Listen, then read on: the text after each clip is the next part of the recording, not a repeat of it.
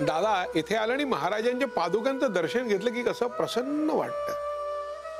आनंदनाथ महाराज की जय.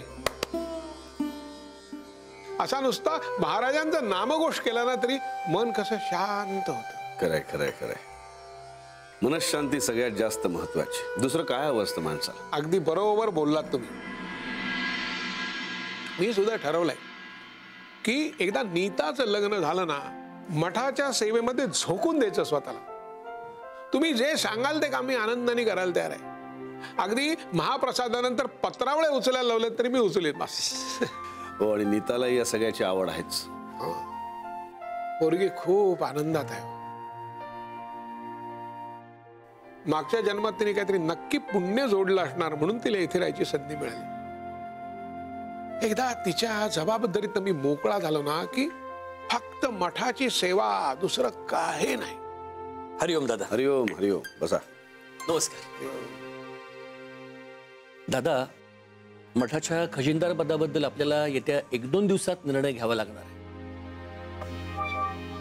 कारण जोशीने त्यांना तब्येतीमुळे जमत नसल्याचं कळवलंय. आपण कुलकर्णींच्या नावाचा विचार करू शकतो त्या पदासाठी. हा दादा खजिनदार पद नाही नाही इतकं मोठं पद सांभाळणं मला जमणार नाही. म्हणजे काय मी महाराजांचा सामान्य सेवक आहे. मला सामान्यच राहू द्या. आपण खजिनदार पद सांभाळून सुद्धा तुम्ही मठाची सेवा करू शकालच की. मान्य आहे मला पण खजिनदार म्हणजे पैसे सांभाळणं खूप खूप जबाबदारीची कामगिरी आहे. खरं सांगू का मला नाही जमणार. मी तुम्हाला आग्रह नाही करणार. तसे हा निर्णय मी एकटा घेणार नाहीच आहे म्हणा. सुधाकरराव मठाच्या सगळ्या जबाबदार लोकांना बोलावून घ्या. मोठा निर्णय आहे हा. सगळ्यांना विचारूनच घेतला पाहिजे.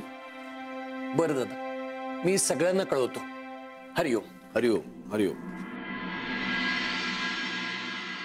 नीता काय म्हणतायत. फार आनंदात आहे. तिलाही आता लग्नाचे वेध लागलेत. मुली बोलत नाहीत पण आपल्याला कळतं ना सगळं. खरंय खरंय खरंय.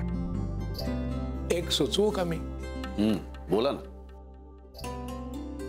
काय आहे पुनर्वसूचं शिक्षण झालं रे झालं की आपण लगेच लग्न लावून देऊया दोघांचं.